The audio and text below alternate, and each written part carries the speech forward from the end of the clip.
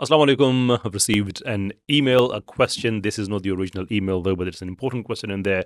And that is that quite often do you say atheism has no future? Care to explain why do you think that? Sorry, brother, to start with, I don't have the original email, so I can't remember your name, but I know that you were a brother who asked me this question. So let's get to it. Number one, do I think and do I say that atheism has no future? Yeah, absolutely. I do think that, and I do say that quite often. Now, why do I think that, or why do I say that? Well, there are a number of different reasons. But this is a short video, so I am just going to go with two reasons. First reason is the laziness of atheism. Atheism, by design and default, is a very, very lazy idea because the proponents of atheists, they have taken a route which goes something like this. We have problem with all the other ideologies, therefore atheism must be correct. You don't promote an ideology like that. You have to build a positive case for that. What benefits will you get if you become an atheist, and why atheism is better than all the other systems? This is how it normally goes. But our atheists in this contemporary world, their idea is that, look, I have a problem with religion and I am the best person to give the judgment on that. And all the religions are same. Therefore, if I can prove one of them wrong, then all of them are wrong. And lo and behold, atheism is the only viable alternative. No, you don't do that. When you say you have a problem with a religion, you have to explain, how do you know it's a problem? If it is your personal opinion, well, how do you know it's right? There could be so many different avenues. There could be so many different ways to examine their opinion. And more often than not, personal opinions are wrong. But if your opinion is not personal, it is an objective, it is an absolute fact that you're talking about. Well, the moment you say that, you will have to accept that there is something that transcends you. And based on that, whatever that thing you call, you think the religion is wrong. But that can't happen in atheism because it is all about you. You cannot have anything which is transcendent, because when you make a moral judgment on a religion and it is not a personal opinion either, then it has to be grounded in some higher being, and that is God. You cannot take that route as an atheist. So you still have to explain, why do you think that anything which is wrong in a religion according to you is wrong objectively, not just as a matter of your personal opinions. So that problem itself is there.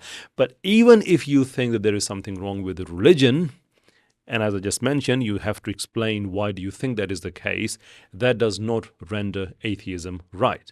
Particularly when you talk about religions like Islam, and you happen to be either an atheist in the West or you can be an atheist in the East, but you've taken your inspiration from the atheist in the West, you will have to be very, very careful, because you are talking about a scripture that you don't understand. You don't have any formal training in that. You don't know Arabic.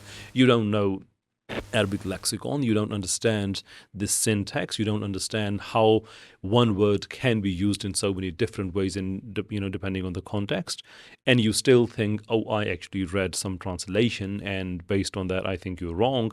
Well, you're not the expert in exegesis. You're not the expert in the translation either. But you have a worldview, and all you do is you look at your worldview and you look at Islam, and you see Islam has not been compatible, and instantly you apply a label. Well, because my worldview is correct, therefore that has to be wrong. Or the alternative is, well, because there is something wrong, therefore my worldview is correct.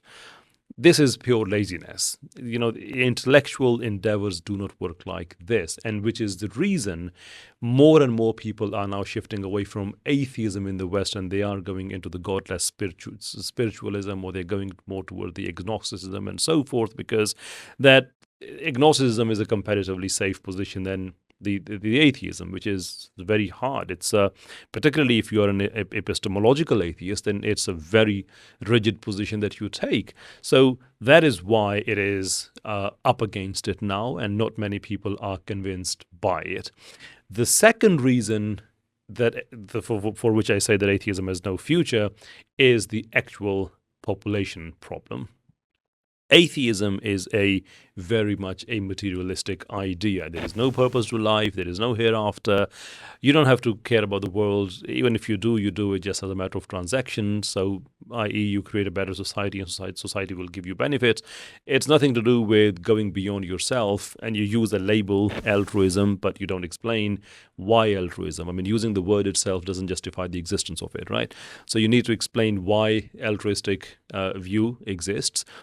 So you can't do any of that. So what you do is you reduce your life to just handful of worldly things. So everything has to benefit you, because essentially this is what the meaning of pleasure is, and that's exactly what the rational egoism is, one of the favorite things of the atheists, which means that you will enjoy your life, which means you will not take the greater responsibility towards the human population, which means that you will not get married, you will not reproduce children, and slowly and progressively your population will shrink. And it is already happening. For example, the World Population Review, the survey suggests that by the time we reach the mid of this century, all the knowns, including atheists, all the knowns, we are not saying that all the knowns are atheists. There are so many different isms in it, but we are talking about atheism. But to make it easy, let's put broadly, all of them are atheists, even though that is not the case, but I really want to simplify. In 2015, there were about 16% of the global population.